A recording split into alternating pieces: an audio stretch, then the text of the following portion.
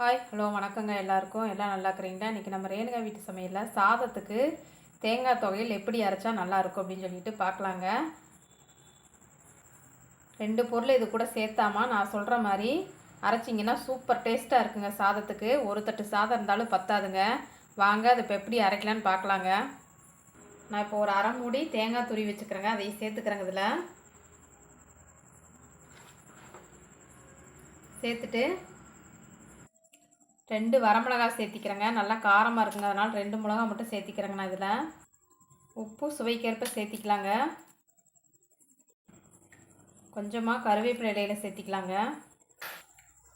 ஒரு 2 ஸ்பூன் அளவுக்கு வறுகல்ல சேர்த்திக்கலாங்க.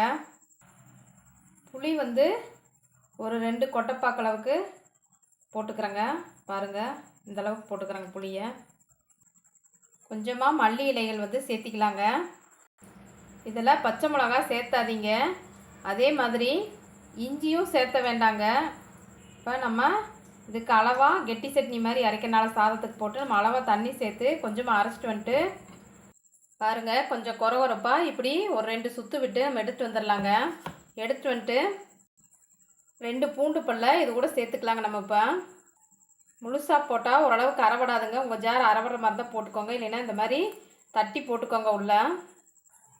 பாருங்கள், திருப்பி இது கூட கொஞ்சமாக நம்ம சாதத்துக்கு போட்டு சாப்பிட்றனால கொஞ்சம் கெட்டி சட்னி மாதிரி இருக்கணுங்க. அதனால் கொஞ்சமாக தண்ணி சேர்த்து குறைன்னு அரைச்சிட்டு வந்துக்கலாங்க. ரொம்ப நைஸாக அரைக்கக்கூடாதுங்க. இதையே பாருங்கள், நைஸாக அரைக்காமல் இந்த மாதிரி அம்மியில் அரைச்ச பாத்தில் குறைன்னு இந்த மாதிரி அரைச்சி எடுத்துட்டாலே நல்லா டேஸ்ட்டாக இருக்குங்க சாதத்துக்கு துவையல்.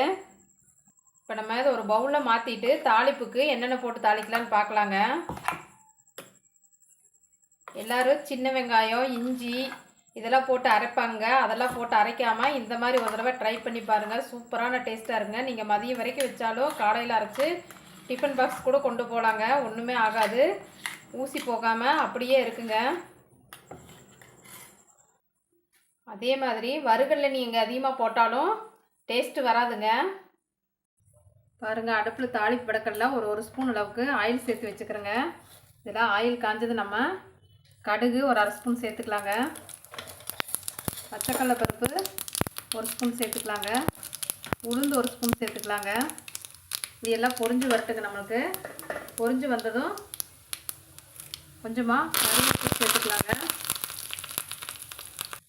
பாருங்கள், இது நல்லா பொரிஞ்சதும் நம்ம இந்த சட்னியில் எடுத்து இதை கொட்டிக்கலாங்க.